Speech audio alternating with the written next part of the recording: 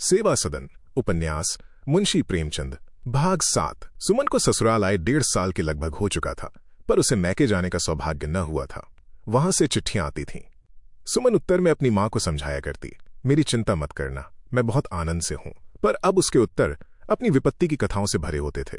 मेरे जीवन के दिन रो रो कर कट रहे हैं।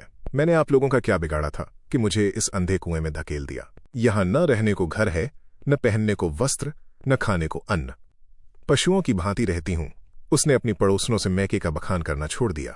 कहां तो उनसे अपने पति की सराहना किया करती थी, कहां अब उसकी निंदा करने लगी। मेरा कोई पूछने वाला नहीं है। घर वालों ने समझ लिया कि मर गई। घर में सब कुछ है, पर मेरे किस काम का, वो समझते होंगे। यहां मैं फूलों की सेज पर सो रही हूं और मेरे ऊपर जो बीत रही है वो मैं ही जानती हूं। गजाधर प्रसाद के साथ उसका बर्ताव पहले से कहीं रूखा हो गया। वो उन्हीं को अपनी इस दशा का उत्तरदायी समझती थी। वो देर में सोकर उठती, कई दिन घर में झाड़ू नहीं देती। कभी कभी गजाधर को बिना भोजन किए काम पर जाना पड़ता। उसकी समझ में न आता कि ये क्या मामला है, ये कायापलट क्यों हो गई है। सुमन को अपना घर अच्छा न लगता। चित्त हर घड़ी उचटा रहता। दिन दिन पड़ोसियों के घर बैठी रहती। एक दिन गजाधर 8 बजे लौटे तो घर का दरवाजा बंद पाया। अंधेरा छाया हुआ था। सोचने लगे, रात को वो कहाँ गई है। अब यहां तक नौबत पहुंच गई। किवाड़ खटखटाने लगे कि कहीं पड़ोस में होगी तो सुनकर चली आवेगी। मन में निश्चय कर लिया था कि आज उसकी खबर लूंगा। सुमन उस समय भोलीबाई के कोठे पर बैठी हुई बातें कर रही थी। भोली ने आज उसे बहुत आग्रह करके बुलाया था। सुमन इनकार कैसे करती। उसने अपने दरवाजे का खटखटाना सुना तो घबराकर उठ खड़ी हुई और भागी हुई अपने घर आई। बातों में उसे मालूम ही न हुआ कि कितनी रात चली गई। उसने जल्दी से किवाड़ खोले, चटपट दिया जलाया और चूल्हे में आग जलाने लगी। उसका मन अपना अपराध स्वीकार कर रहा था। एकाएक गजाधर ने क्रुद्ध भाव से कहा, तुम इतनी रात तक वहां बैठी क्या कर रही थी? क्या लाज शर्म बिल्कुल घोल कर पी ली है? सुमन ने दीन भाव से उत्तर दिया। उसने कई बार बुलाया तो चली गई। कपड़े उतारो, अभी खाना तैयार हुआ जाता है। आज तुम और दिनों से जल्दी आए हो। गजाधर ने कहा, खाना पीछे बनाना, मैं ऐसा भूखा नहीं हूं। पहले ये बताओ कि तुम वहां मुझसे पूछे बिना गई क्यों? क्या तुमने मुझे बिल्कुल मिट्टी का लोंदा ही समझ लिया है? सुमन बोली, सारे दिन अकेले इस कुप्पी में बैठे भी तो नहीं रहा जाता।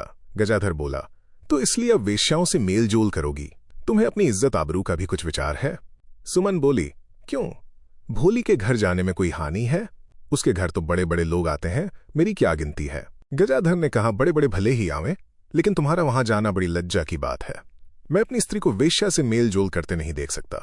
तुम क्या जानती हो कि जो बड़े बड़े लोग उसके घर आते हैं वो कौन लोग हैं? केवल धन से कोई बड़ा थोड़े ही हो जाता है। धर्म का महत्व धन से कहीं बढ़कर है। तुम उस मौलूद के दिन जमाव देखकर धोखे में आ गई होगी, पर यह समझ लो कि उनमें से एक भी सज्जन पुरुष नहीं था। मेरे सेठ जी लाख धनी हों, पर उन्हें मैं अपनी चौखट न लांघने दूंगा। ये लोग धन के घमंड में धर्म की परवाह नहीं करते। उनके आने से भोली पवित्र नहीं हो गई है। मैं तुम्हें सचेत कर देता हूं कि आज से फिर कभी उधर मत जाना, नहीं तो अच्छा न होगा। सुमन के मन में बात आ गई। ठीक ही है, मैं क्या जानती हूं कि वो कौन लोग थे? धनी लोग तो वेश्याओं के दास हुआ ही करते हैं। ये बात राम भोली भी कह रही थी। मुझे बड़ा धोखा हो गया था। सुमन को इस विचार से बड़ा संतोष हुआ। उसे विश्वास हो गया कि वे लोग प्रकृति के विषय वासना वाले मनुष्य थे। उसे अपनी दशा अब उतनी दुखदायी न प्रतीत होती थी। उसे भोली से अपने को ऊंचा समझने के लिए एक आधार मिल गया था। सुमन की धर्मनिष्ठा जागृत हो गई। वो भोली पर अपनी धार्मिकता का सिक्का जमाने के लिए नित्य गंगा स्नान करने लगी। एक रामायण मंगवाई और कभी कभी अपनी सहेलियों को उसकी कथाएं सुनाती। कभी अपने आप उच्च स्वर में पढ़ती। इससे उसकी आत्मा को तो शांति क्या होती, पर मन को बहुत संतोष होता था। चैत का महीना था। रामनवमी के दिन सुमन कई सहेलियों के साथ एक बड़े मंदिर में जन्मोत्सव देखने गई।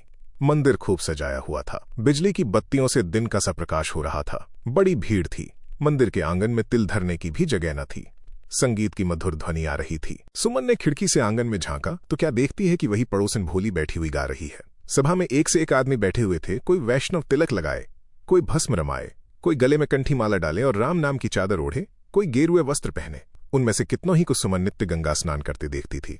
वो उन्हें धर्मात्मा विद्वान समझती थी। वही लोग यहाँ इस भांति तन्मय हो रहे थे मानो स्वर्गलोक में पहुंच गए हैं। भोली जिसकी ओर कटाक्षपूर्ण नेत्रों से देखती थी वो मुग्ध हो जाता था, मानो साक्षात राधा कृष्ण के दर्शन हो गए। इस दृश्य ने सुमन के हृदय पर वज्र का सा आघात किया। उसका अभिमान चूर चूर हो गया। वो आधार जिस पर वो पैर जमाए खड़ी थी पैरों के नीचे से सरक गया। सुमन वहां एक क्षण भी न खड़ी रह सकी। भोली के सामने केवल धन ही सिर नहीं झुकाता, धर्म ही उसका कृपाकांक्षी है। धर्मात्मा लोग भी उसका आदर करते हैं। वही वेश्या जिसे मैं अपने धर्म पाखंड से परास्त करना चाहती हूं। यहां महात्माओं की सभा में, ठाकुर जी के पवित्र निवास स्थान में आदर और सम्मान का पात्र बनी हुई है और मेरे लिए कहीं खड़े होने की जगह नहीं। सुमन ने अपने घर में आकर रामायण बस्ते में बांध कर रख दी। गंगा स्नान तथा व्रत से उसका मन फिर गया। कर्णधार रहित नौका के समान उसका जीवन फिर डांवाडोल होने लगा।